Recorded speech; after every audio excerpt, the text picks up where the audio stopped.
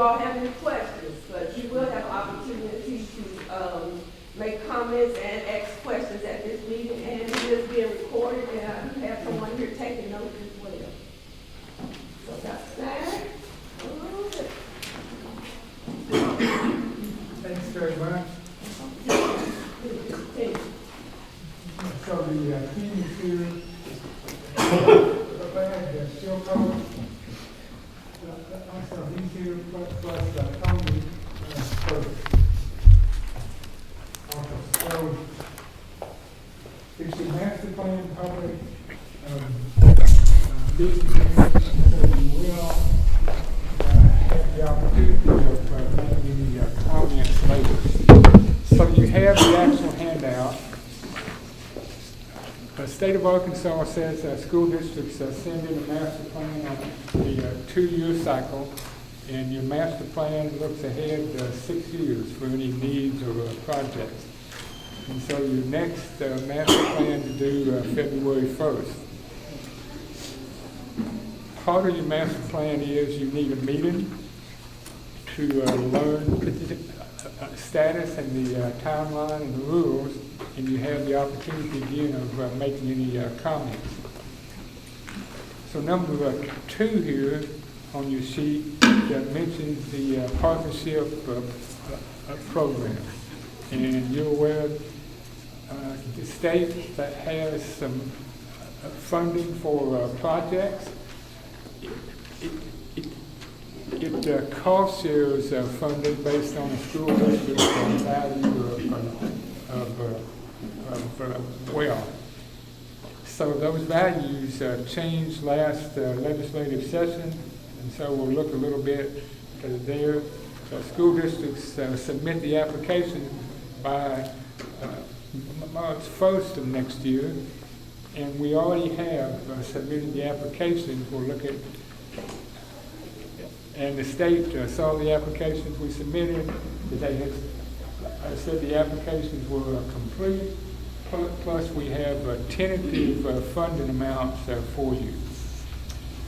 So once you learn though funding on a project, school districts have a year and a half of starting the construction, plus you have 4 years of spending your funds, so you have them. So number 3 starts here the actual projects. You know, if you have sat in some of the prior meetings, you know that surveys and assessments of the schools were all made. The schools need a lot of work. The state has said they agree the schools need replacing. They have said we'll provide the funds for replacing the schools. The last cycle we applied for your schools, 2 new schools. The state provided us about $3.5 million. The reason was prior formula was skewed. It seemed smaller school districts seemed wealthy, so you only got around 17% of state funding. And several legislators, of course, knew that process wasn't right, and so in the session meeting this year in 19, that process was fixed somewhat. Meaning your school district will receive next cycle around 67% of funds. The new statute transitioned you, and so you're receiving this cycle 39.4% of funds. If you look at number 3 and look at that table, you can see we applied for 2 new schools, again, a high school and the elementary school. And you see the percentage of state funding next cycle, 39.4%. And you see the actual size of the school needed. See the estimated cost of the high school is around $15 million, the elementary school around $12 million.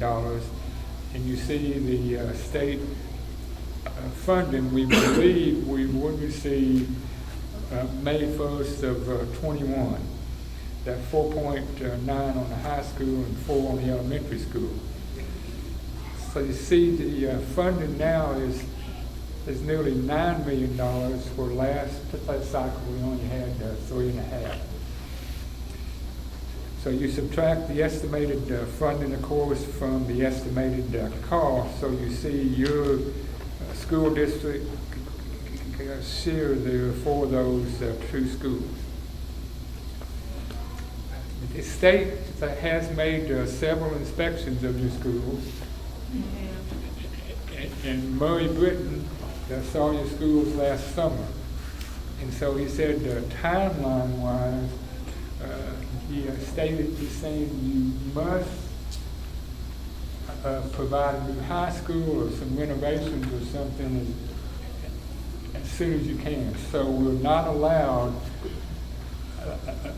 putting off another cycle waiting on more funding for that high school. So the sheet here shows the two schools we applied for this cycle. It shows that if you waited one more cycle though on the elementary school, so you'd have, instead of $4 million, you'd get $7 million nearly. So that's why the funds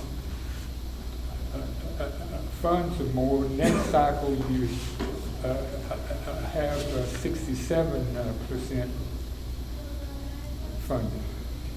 So the situation is the state has said your schools need work, that they have seen your schools, and they said that help us spend money on your schools, replacing them. But fortunately, a legislative session changed the actual law, so you're seeing a higher percentage. But the bad news is you wouldn't see the actual largest percentage until 23. So if you were going to do a new high school project, so you roughly need around $10 million.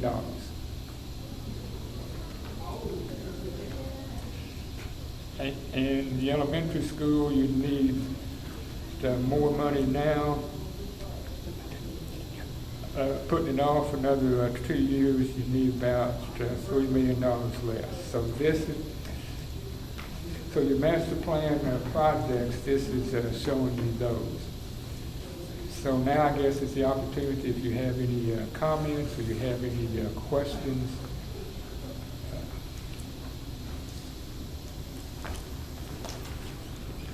Y'all have any comments or questions? This is the time to ask. I have one. Yes, sir. Go right ahead. Is it written in stone that the high school building will be torn down? No. The state process says that if they provide you money on a new building, you may not place students there. So if you said instead of a new high school, we would rather spend money fixing the old school up. The state is saying we want to help provide you any assistance for renovations.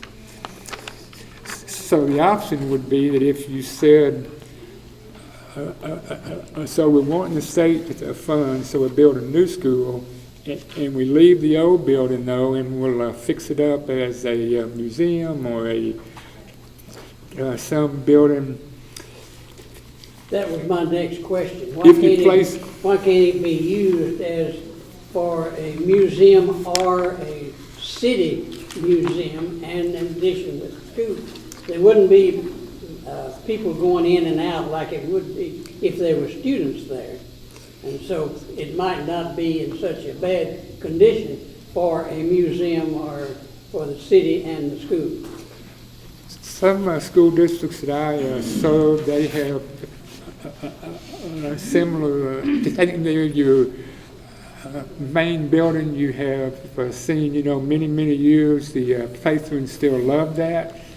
And so school districts sometimes spend money on those, and they use those as your administration building or a museum or another use.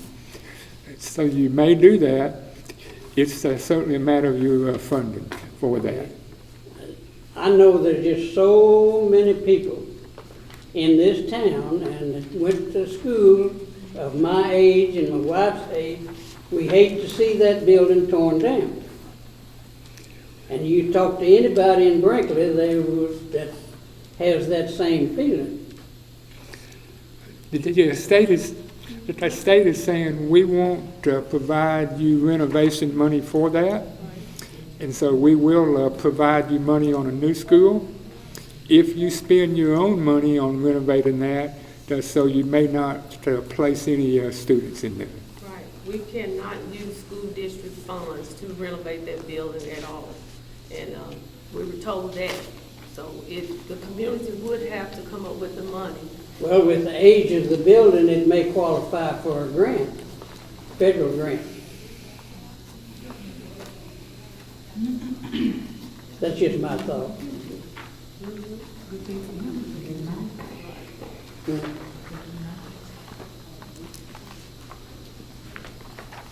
Yeah.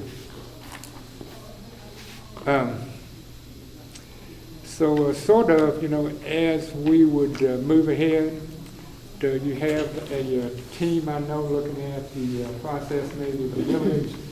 So you have to decide the projects you want and the millage you receive and all that and when. But so far we have submitted the applications. The state's said we would give you nearly $9 million for those two schools.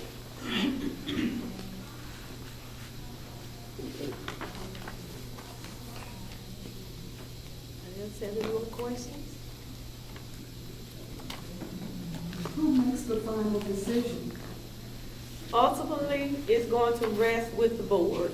I mean, the facilities committee, we have them working with us, but ultimately the board will have to make that final decision, and we're going to take considerations from the public about it. But I mean, they have the same information the board has that you all have, that they will not, the state will not participate in renovation of the high school. So the state is saying that you must have new high school. And the state has been very clear with me. If we do not pursue new facilities, they will put us in facilities distress. When we get into to facilities distress, state comes in, they take over the district. The first thing, they can cut all our athletic programs. Anything that is not related to academic, they can cut all of those programs. If you don't have a football program, a basketball program, you don't have a school district. You're going to lose kids. So what we're trying to make sure is we don't go into facilities distress. Should mention also, I guess, so we already failed 1 million. So we failed 1 millage, so the state's process is when you fail a millage, they send you a letter right away. And we received the letter. Said you need meeting with us, and so you need letting us know what your plan is now. So you said you needed new schools, and we agreed with you. You actually needed new schools, and you said you needed a millage, so you failed your millage. So let us know your plan now. And the plan was to pull the applications we had last cycle, and the reason was we knew future cycles would have more money. So we have more money now in this cycle, And the plan was we'll have another millage election. And so once you fail a millage, that you're sort of in the state's process now, if you will. You know, you're doing their process. So they're sort of waiting on us now. So we have promised we'll do something. Yes, and also we were told that when we asked, well, could we wait to the 21-23 cycle? They told us, no, your high school cannot wait till the 23 cycle, so we would have to go in on the next cycle. They were clear about that as well. So this next cycle, the 21 cycle, we must do something. If not, they are going to act, and I've heard it from them multiple times.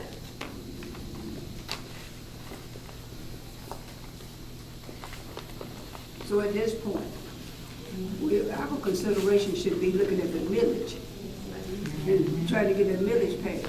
Because if we have those schools, we have no time.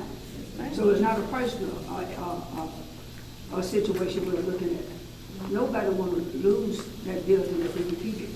You know, I never attended there, but I love that building because it has a cultural, it has a story to tell. So nobody want to lose it. But everything got to change at some time. And we need a school. And instead of fighting against one another in these streets and in these communities against the millage, we need to come together and pass that millage and get a new school built. That's the bottom line. I don't care how we look at it. We need a new facility. You do. We need you. We said we're a Christian. Pray about it. If you're not just talking, that you're a Christian. If you are, then we will be directed to come together and work together and do the best that we can for this city. So it's time for millage time. It's millage time.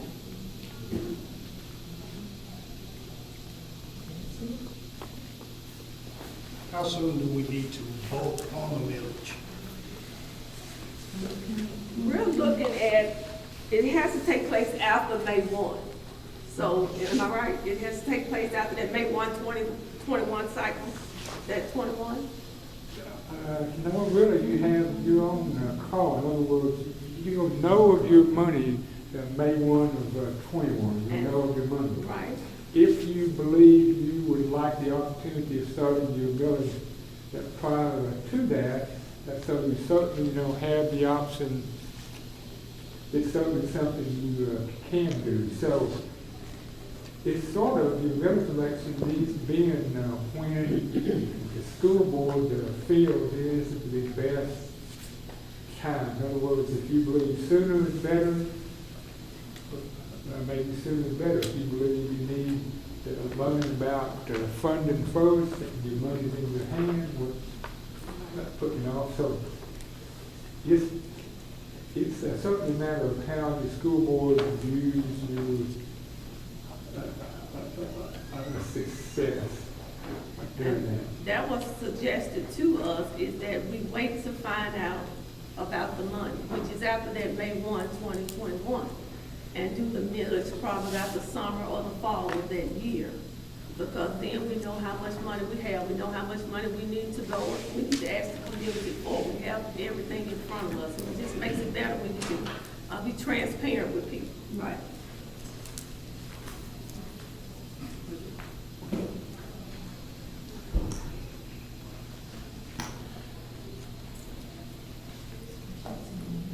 So we got to leave the talking stage and get into the doing stage. Yes, ma'am. We talked about it enough. It's time to do something.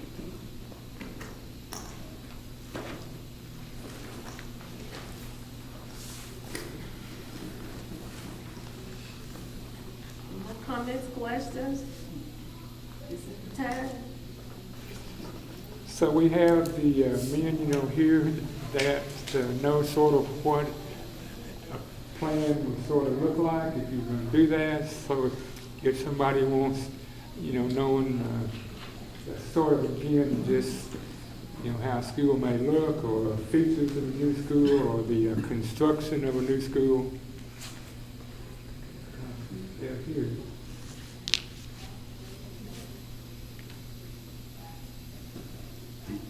Do you want to report it? I can't magically draw it. We can't.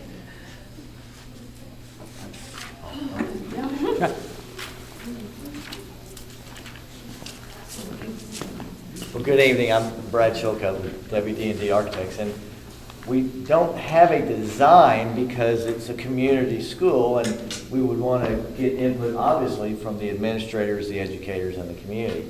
But the thing that's going to be to its advantage is we'll be sharing some spaces in it, like cafeterias, maybe media centers and things like that. So again, we haven't gotten there yet because the state gives you the funds, but they let the districts design the building. So they're not going to tell you how you design the building or what it will look like. Obviously, there's been a lot of discussions about picking up characters of some of the older buildings or some imagery from some of the buildings on campus.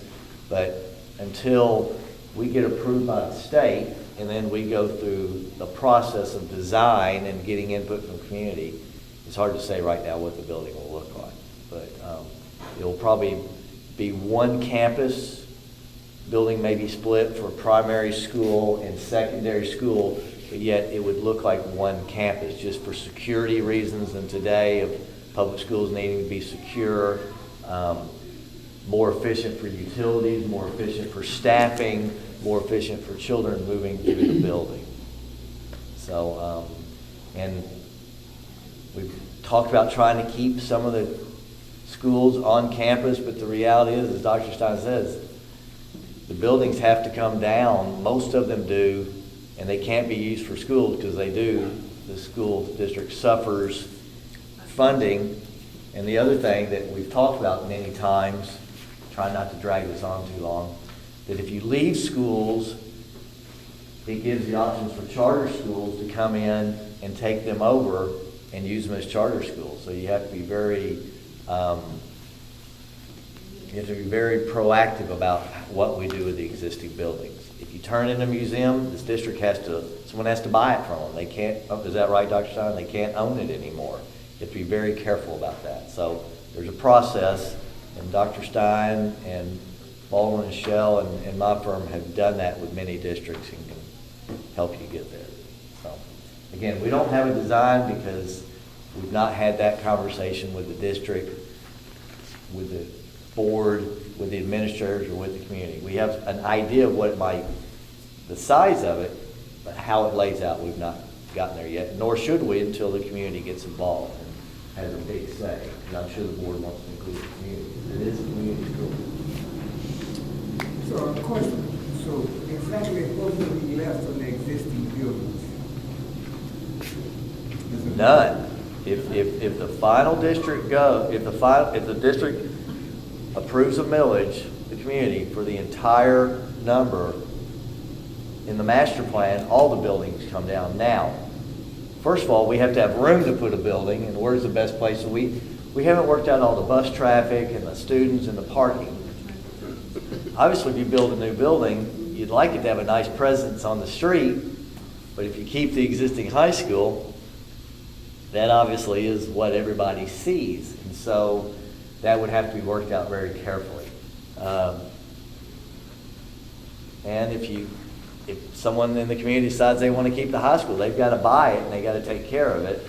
And there's a lot beyond my pay grade about how someone can own a building on public land that the school district owns. So all that has to be worked out. And there are codes about how far, and I don't want to get too much, but there's a lot that has to be worked out on that. So if someone really is interested in that, they need to start on that now and not wait until the millage election, because one thing, we're getting a little ahead of ourselves, but if you do pass a millage and you get funding, you have to start construction in 18 months and you have to be done in 4 years. So now's, you don't start that process of someone buying the museum and start renovating it. Once you get the money, that needs to have started and the community needs to get behind it. So, because like I said, you've got 4 years. Once you get the millage and the state approves it, you've got 4 years. And that sounds like a lot of time, It's gonna take what, Tony, 2 years to build it? Yeah, probably. Okay, and then you've got to demo some of the buildings, and you've got to do it, move kids from buildings to buildings as you tear down and bring buildings on, and then you want a nice, I mean, let's be honest, you got this nice school, you don't want dilapidated buildings around it, because it's gonna look really nice, and so you're gonna want new parking lots, and so that's all gotta be planned out, so we can't be worried about the existing high school and when that project's gonna come on, because construction crew needs space to build. If you just might imagine what a construction site looks like. And now you have students and you have safety issues. So that's one of the drawbacks of leaving the high school, is that's your front door to your community. So anyway, as usual, I've talked too much. So, but I can answer any questions if anybody has any more. I may not have even answered your question. I tend to just kind of go off.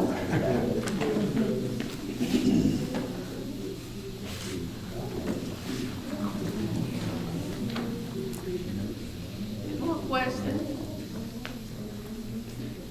Comments?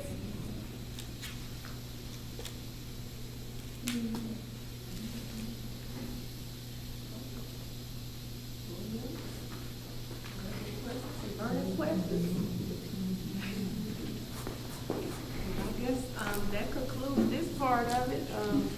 That's where we are, like I said, and I am set to meet with Tim McCain, who is the new facilities director at the department, and he has called and plans to come visit the schools himself as well. He took Mr. Brad Montgomery's place, and he's planning to visit the new school year. So they are monitoring our campus to make sure. I've had several visits from the school people who's also part of facilities to make sure we're maintaining warm, safe, and dry.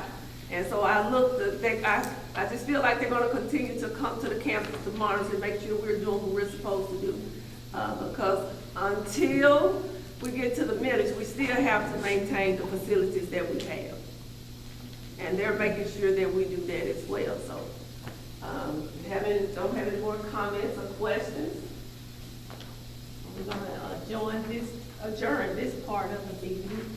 And thank Dr. Stein and Brad and Mr. Curtis for coming out and sharing that information with us. And we hope that you all go back out and share the information. We will keep these, a copy of the master plan public hearing printout. And so if you want to come to the office and pick up one, you're more than welcome to do so. And I'll try to explain what he has explained. But this is where we are.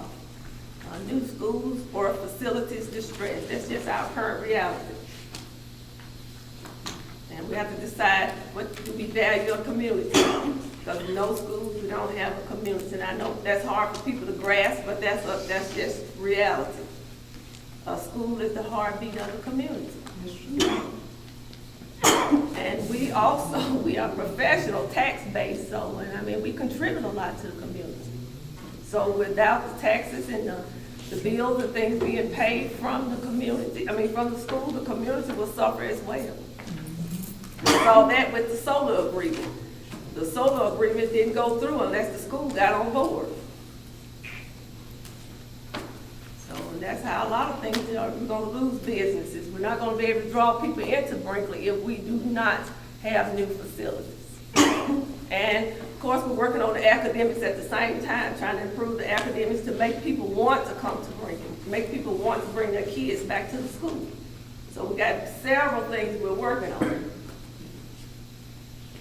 So if you have no more questions, but like I said, you can stop by the office anytime, and I'm available to talk to you. So, meeting is adjourned.